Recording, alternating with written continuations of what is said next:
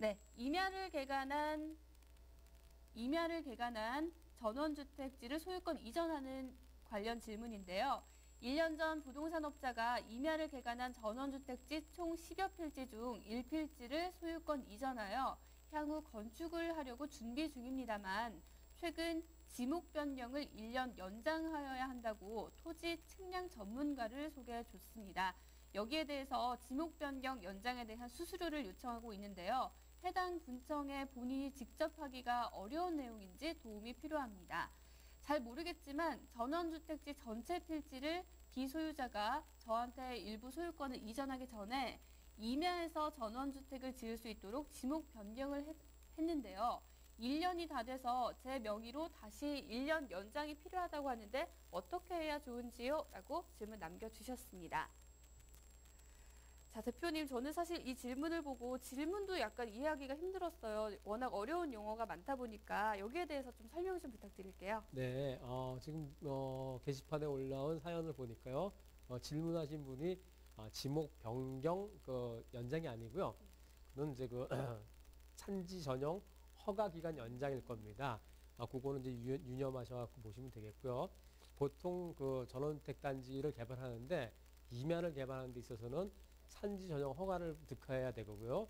농지인 경우에는 농지 전용 허가를 득해서 토목공사를 통해서 지금 그분이 아마 그 중에 10필지 중에 한 필지를 구입했다고 하시는데요. 구입할 당시에 벌써 그 전에 산지 전용 허가를 받았습니다. 그럼 산지 전용 허가를 받아서 기간이 거의 다 만료가 되는 것 같은데요. 최초의 산지 전용 허가 기간이 있고요. 그 기간 안에서는 기간 연장이 됩니다. 그래서 아마 지목 변경 연장이 아니라 산지 전용 허가 기간 연장을 위해서 아마 토목 측량 설계 사무실에다가 얘기를 한 것 같습니다. 그럼 이 기간 연장이라는 게 좀 허가 기간이 또 있을 것 같은데요. 네. 이 허가 기간이 따로 있나요? 그럼요. 예, 모든 거는 어떠한 시작과 종료가 있습니다. 따라서 산지 전용 허가도 전원택지 개발을 하기 위해서 기존에 개발하시는 분이 토목공사를 통해서 이제 분양가 했지 않았습니까? 네. 따라서 그거를 매입한 분이 그 기간 안에 건물을 져서 준공을 하면은 되는데 지금 건물을 짓지 않고 있는 상황에서 기간은 다가왔고요. 그래서 산지 전용 허가 기간이 만료가 되는 시점이 와 있는 것 같습니다. 네. 따라서 산지 전용 허가 연장 허가를 꼭 하셔야 되고요. 산지 전용 허가 연장을 안 했을 때에는 산지 전용 허가 취소가 됩니다. 그렇게 되면은 다시 산지 전용 허가를 받아야 되기 때문에요. 비용 부담이 또 많을 수가 될 수 있습니다. 따라서 이분 같은 경우에는 산지 전용 허가 연장 신청을 해야 되는데요. 보통은 한 300평 단위를 기준으로 했을 때 한 300만 원 정도 산지 전용비가 들어가니까요. 설계비가요.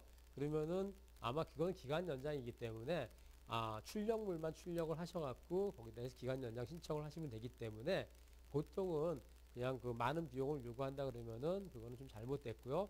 실비 정도 요구를 하셔갖고 아마 연장 신청을 하시면 될 것 같습니다.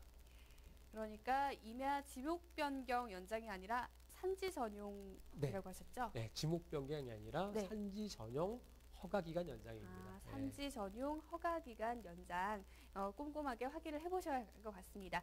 그렇다면 마지막 질문에 대한 답변 좀 까다로웠는데요. 어떤 내용이었는지 정리를 해볼게요.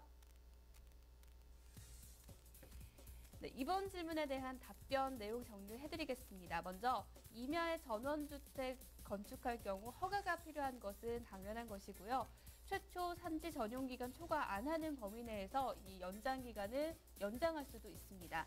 다만 천재지변이나 일시적 경영 악화 등 예외 사례가 있을 경우에는 연장을 허용한다는 정부 측의 방침도 있고요. 또 마지막으로 설계비 말씀을 해주셨는데 이 설계비 납부 시 실비 정도면 해결이 가능하다는 점도 확인을 해주셨습니다.